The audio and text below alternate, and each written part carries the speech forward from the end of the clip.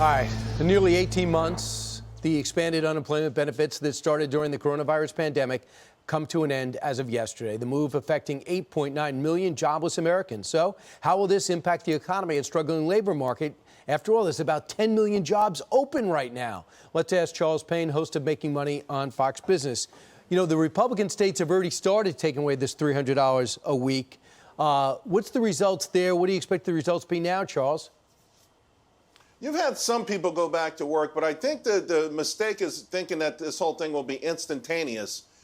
Some people have gotten relief for going on a year and a half, 18 months, some longer. People have money in the bank. Households have the greatest balance sheets that they've ever had before. So if the unemployment checks stop today, you've got a whole lot of people who've already said in surveys and other questionnaires that they'll wait. They've got enough money socked away. They haven't paid their rent. A lot of folks, they've had moratoriums on student loans. They've had moratoriums on mortgages, rents.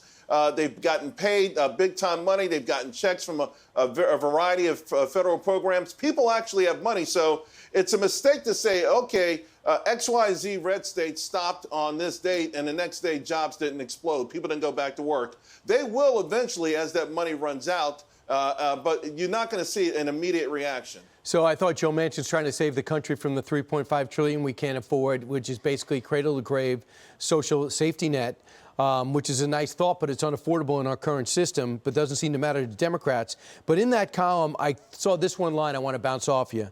Manchin complained in his op-ed the Republicans used the reconciliation package of Trump's tax cuts in 2017, and it only benefited rich investors more than workers while adding $1 trillion to the national debt. Do you want to take on that statement? Because I don't believe it's rooted in fact. Well, first of all of this money printing, whether it's the Federal Reserve or the federal government, it's going to help corporations because eventually people go out and spend that money. And guess what? It goes to the bottom line. And when those bottom lines get fat, stocks go up. Here's the beautiful thing. If you live in America, you can open up an account and be in the market by 9:30 today. So those kind of things are just completely just landmines of mistruths and disingenuous. Now, as far as the labor market is concerned, the wage market is concerned, the very month that President Trump's tax cuts went into effect, blue-collar wages surged. They went ahead of inflation. They grew well over 3% every single month, year over year. And it was the first time in more than a decade, Brian, more than a decade, that blue-collar wages outpaced not only overall wages, but inflation. And the reason I bring up inflation, it's key. Every single month this year, inflation, month to month, has wiped out any job gains. And it's really kind of interesting.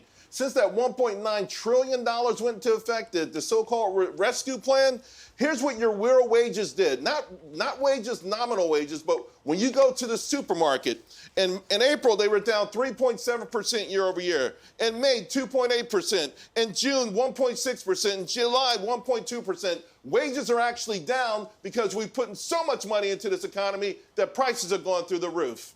Someone should talk about inflation, because if you're worried about votes, that's when people say, wow, why am I getting less and paying more when I go shopping?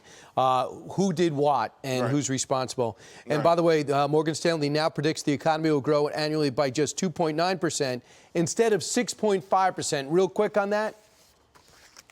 Yeah, they dropped their number 4 times in the last 4 weeks. We've got some problems here. People have to eventually get back to work. I understand. If you want to hold out, you want more money, you want hybrid work, you don't want to go in. There's a lot of things happening, psychological, economic, but we're in a dangerous place. We could squander the greatest jobs market ever if people don't start to go back to work. Charles Pane, we're going to watch you on Making Money at 2 o'clock Eastern Time on Fox Business, if that's okay with you.